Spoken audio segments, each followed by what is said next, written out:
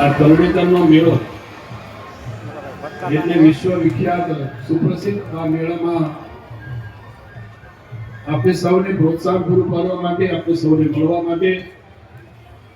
ભગવાન શિવના દર્શન પૂજા કરવા, અર્ચના કરવા માટે અને આજના મેળાની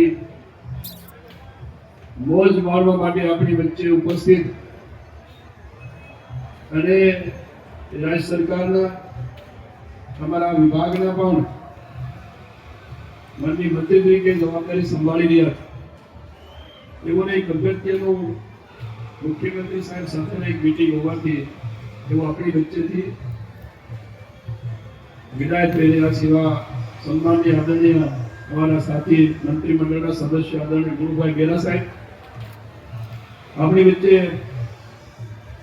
આ વિસ્તારના સન્માનની સાંસદ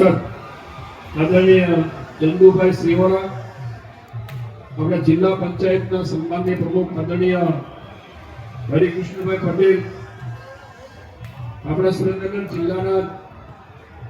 પૂર્વ કેબિનેટ મંત્રી અને સન્માનની ધારાસભ્ય લીંબડી વિસ્તારના આદરણીય કીર્તિભાઈ રાણા સાહેબ,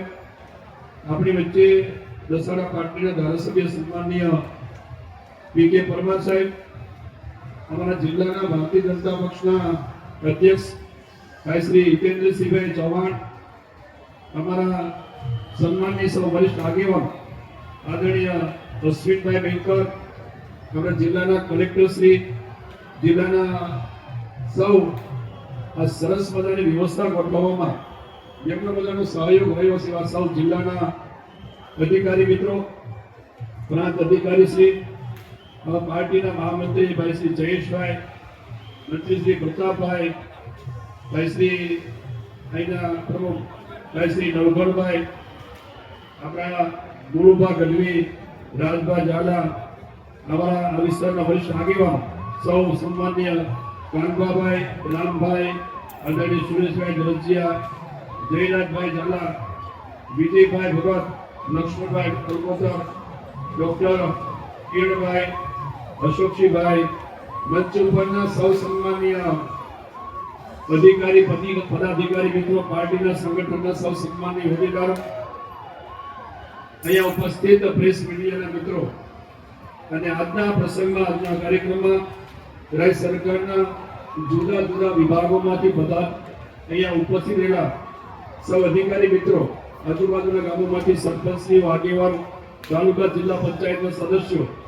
અને મુખ્ય જેમના માધ્યમથી આ સરસ મજાનું આજનું આયોજન થયું છે એ આપણા તરણેતરના સન્માનની સરપંચ અને આખી ટીમ અને ઉપસ્થિત આજના પ્રસંગને માણવા માટે આવેલા ભાઈઓ બહેનો અને યુવાન દોસ્તો, પ્રથમ તો અહીંથી મૂળભાઈ ઘણી બધી વિગતે વાત કરી છે.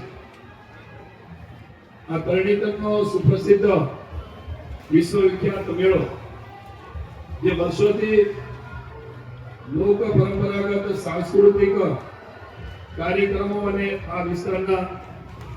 પહેરવેશ, ગરવેશ અને જુદી જુદી એમની કળાઓ, સરસ મજાના હાથની ભરત કરેલા હોય, એમાં એની કોટી હોય, સરસ મજાની છત્રી હોય, એવી આ વિસ્તારની પરંપરાગત લોક સંસ્કૃતિના વિવિધ પહેરવેશ અને એમની હસ્તકલાઓની એના નિદર્શનો સાથેનો આ લોક મેળો એટલે 26મી તારીખથી શરૂ થઈને 29મી તારીખ સુધીનો, એટલે કે ભાદરવા સુદ 30 થી શરૂ થઈને 6 સુધીનો આ મેળો માણવા માટે ફક્ત આ સુરેન્દ્રનગર કે સૌરાષ્ટ્રના નહીં, ગુજરાતના નહીં પણ દેશ વિદેશમાંથી આ મેળો માણવા માટે અને અહીંની મુલાકાતે આ મેળાની જે સંસ્કૃતિ રહી છે એ માણવા માટે હંમેશા દર વર્ષે અહીંયા આવતા હોય છે. ત્યારે આ વિસ્તારના ફક્ત રાજ્ય સરકારના જુદા જુદા વિભાગોના માધ્યમથી એ વિભાગોમાં થઈ રહેલી એટલે કે ખૂબ સારી કામગીરી એ અંગેની પણ અહીંયા રમત ક્ષેત્ર હોય, પશુપાલન વિભાગ હોય, સાંસ્કૃતિક અને પ્રવાસન વિભાગ હોય, આમ રાજ્ય સરકારના વિવિધ વિભાગોના માધ્યમથી પણ એ સરસ મજાના આ મેળાની અંદર એના કાર્યક્રમો અને એના વિભાગના તેની પ્રવૃત્તિઓની વિગતો અહીંયા આ લોક મેળામાં મૂકવામાં આવતી હોય છે. આજુબાજુના વિસ્તારોમાંથી જે અલગ અલગ સાંસ્કૃતિક પ્રવૃત્તિઓ સાથે જોડાયેલા રાસ ગરબા, દેશી ગરબાઓ, સાદા ગુજરાતી ગરબાઓ, આવી બધી સાંસ્કૃતિક પ્રવૃત્તિઓ પણ રાત્રિના લોક ડાયરો વગેરે પાસેથી ખૂબ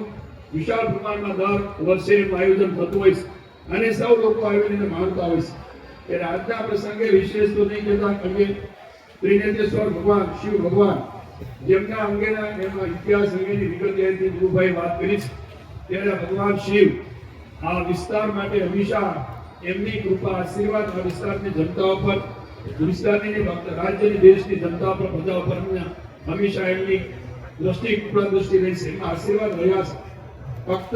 આ 3 દિવસ નહીં પણ બાકીના દિવસોમાં પણ ખૂબ સારી રીતે આ તરણેતર અને ત્રિનેત્રેશ્વર આ ભગવાન શિવનો આ સાનિધ્ય ઉત્તરોત્તર ખૂબ વિકસે એ માટે અમે અમારા અહીંયા જિલ્લાના ભારતીય જનતા પક્ષના અધ્યક્ષની સાથે જીતેન્દ્રસિંહભાઈ, કિરીટસિંહભાઈ, અમારા ધારાસભ્ય વાત કરતા કે હજુ પણ આનો વિકાસ થાય એ માટે અહીંયા જ્યારે તમે બધા મંત્રીઓ આવ્યા છો એની પણ જાહેરાત થાય એવી કિરીટસિંહભાઈ બધાની ઈચ્છા હતી. અમને ગુરુભાઈ અમે બંને વાત કરતા કે રાજ્ય સરકારે અને જે રીતે આવા સુપ્રસિદ્ધ મેળાઓ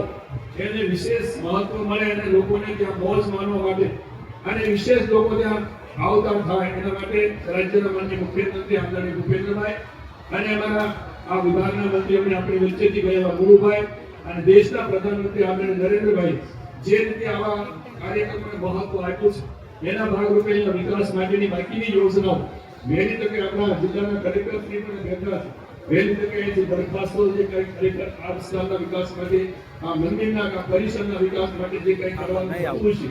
એ અહીંથી આપણા જિલ્લા વહીવટી તંત્ર જે દરખાસ્ત મોકલશે તો ચોક્કસ ત્યાં રાજ્ય સરકારમાંથી જે કંઈ વિશેષ આ વિસ્તારના વિકાસ માટે, આ મંદિરના વિકાસ માટે, પરિસરના વિકાસ માટે કરવાનું થતું છે ચોક્કસ એના માટે કરશું. એટલે આપ સૌને પણ અમારી વિનંતી છે કે જે રીતે રાજ્ય સરકાર ચિંતા કરે છે એ રીતે ગુરુભાઈ ઘણી બધી વાત કરી છે. હું કારણ કે બધા મેળો માનવા આવ્યા છે એટલે વધારે વાત નહીં કરતા, ખાલી આજના પ્રસંગે એમને